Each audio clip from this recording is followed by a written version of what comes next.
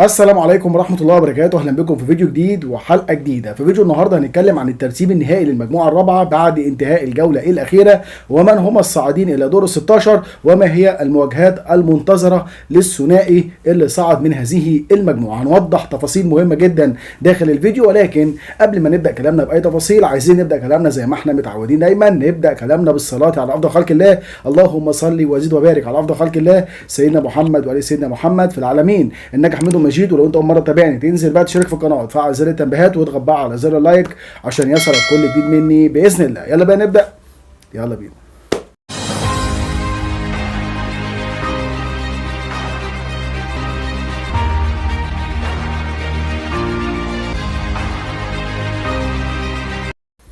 بسم الله. المجموعه الرابعه اللي كلها مفاجآت بتضم كل من فرنسا، الدنمارك، تونس واستراليا. عايزين نفكر الناس يعني كده ايه اللي حصل في الجوله الاولى. كان في لقاء جمع ما بين فرنسا واستراليا اللي انتهى لصالح فرنسا بنتيجه كبيره جدا، بنتيجه 4-1.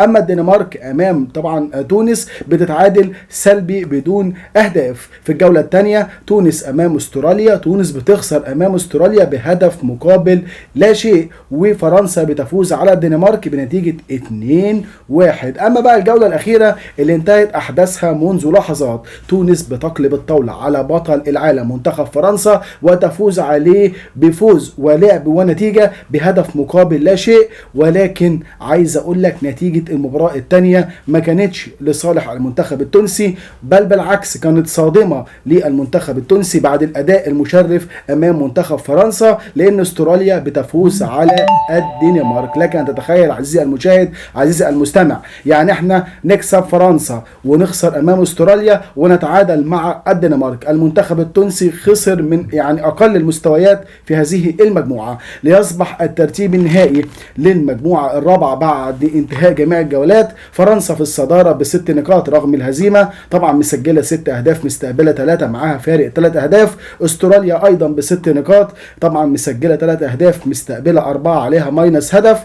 تونس في المركز الثالث ب4 نقاط مسجله هدف ومستقبله هدف. الدنمارك بنقطه واحده مسجله هدف ومستقبله 3 اهداف وعليها ماينس هدفين.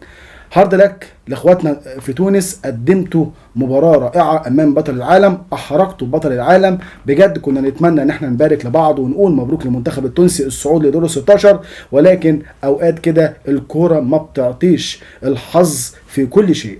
هارد لك مره ثانيه. طيب مواجهات المنتظرة كده، فرنسا صعدت كأول للمجموعة الرابعة، واستراليا صعدت صاحبة المركز الثاني. طبعا المجموعه الرابعه هتصطدم على طول بالمجموعه الثالثه اللي فيها مين بقى؟ فيها الارجنتين، بولندا، السعوديه، وطبعا كلنا عارفين المكسيك. طبعا في لقاءين هيبتدوا بعد يعني ساعه من دلوقتي. طبعا الارجنتين هيكون عندها لقاء مع بولندا، بولندا لديها 4 نقاط، الارجنتين لديها 3 نقاط.